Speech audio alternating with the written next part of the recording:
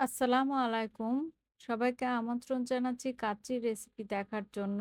কাচ্চি সাধারণত মাটন দিয়ে করা হয়। আপনারা চাইলে সেম রেসিপি ফলো করে বিফ দিয়েও করতে পারেন। তো চলুন দেখে নিন এর পুরো প্রস্তুত প্রণালী। এখানে আমি খাসির মাংস নিয়েছি ১ কেজি। এর মধ্যে দিয়ে দিচ্ছি ১ টেবিল চামচ লবণ। এখন মাংসের সাথে লবণটা খুব সুন্দর করে মাখিয়ে নিচ্ছি। মাখানো মাংসটা রেখে দিচ্ছি ০.৫ ঘন্টার জন্য। এতে করে মাংসের মধ্যে লবণটাও ঢুকবে আবার মাংসটাও অনেক সফট হবে।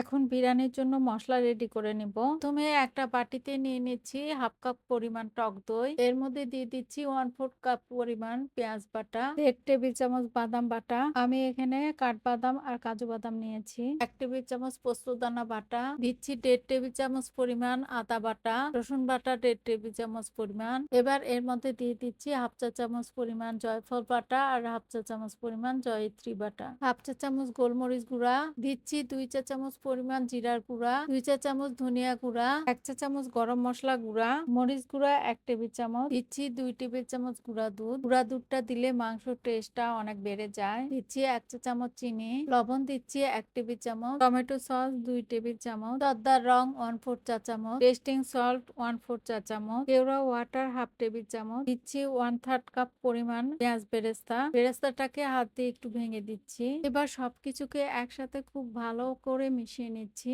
মিশিয়ে নেওয়া হয়ে গেলে এটা একটা সাইডে রেখে দিচ্ছি। ০.৫ ঘন্টা পর লবণ মাখানো মাংসগুলো বেশ কয়েকবার পানি দিয়ে ধুয়ে নিচ্ছি। ভালো করে ধুতে হবে নইলে লবণ বেশি হয়ে যাবে। মাংসগুলো ধোয়ার পর রেডি করে নেওয়া মশলাগুলো মাংসের মধ্যে ঢেলে দিচ্ছি। এবার হাত দিয়ে খুব ভালো করে মাখিয়ে নিচ্ছি। মাংসটা মাখানোর পর এটা রেস্টে রেখে দিতে হবে ৩ ঘন্টার জন্য। আপনাদের হাতে যদি সময় থাকে তাহলে সারা রাতের জন্য রেখে দিতে পারেন। এখন রাত ১২টার মতো বাজে। আমি এটা নরমাল ফ্রিজে রেখে দিব। সকালবেলা রান্না করব। এখানে আমি ১/২ কেজি পরিমাণ বাসমতি চাল নিয়েছি। চালটাকে এখন পানিতে ভিজিয়ে রাখছি ১৫ মিনিটের জন্য।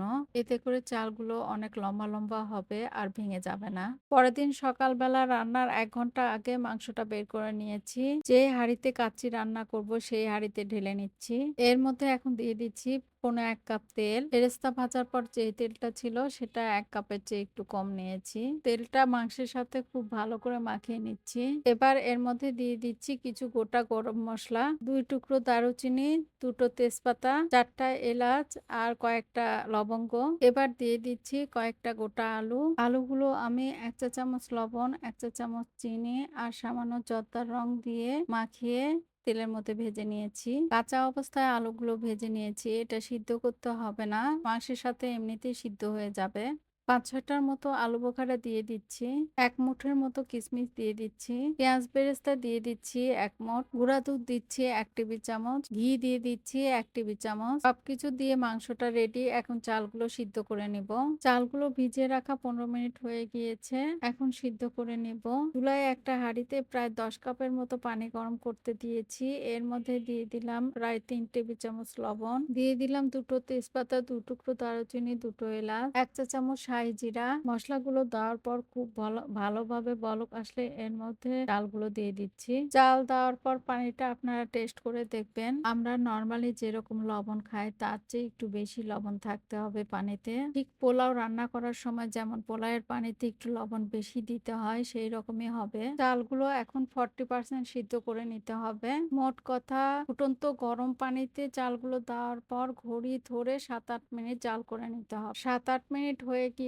এখন আমি চালগুলো পানি থেকে ছেঁকে নিই। একটু শক্ত থাকতে নামাতে হবে। এটা মাংসের সাথে আর একটু সিদ্ধ হয়ে যাবে। পানি থেকে চাল ছেঁকে নিয়ে আমি যে মাংসের হাঁড়িটা রেডি করে রেখেছিলাম এর মধ্যে সরাসরি ঢেলে দিচ্ছি। কাচ্চিতে দেওয়ার জন্য একটা মিশ্রণ তৈরি করে নিচ্ছি। একটা বাটিতে নিয়ে নিচ্ছি ১ কাপ লিকুইড দুধ, দিচ্ছি ১ চা চামচ কেওড়া জল, জর্দার রং দিয়ে দিচ্ছি 1/4 চা চামচ। জর্দার রংটা দুধের সঙ্গে একটু নেড়ে মিশিয়ে নিচ্ছি। এবার দিচ্ছি ২ টেবিল চামচ ঘি।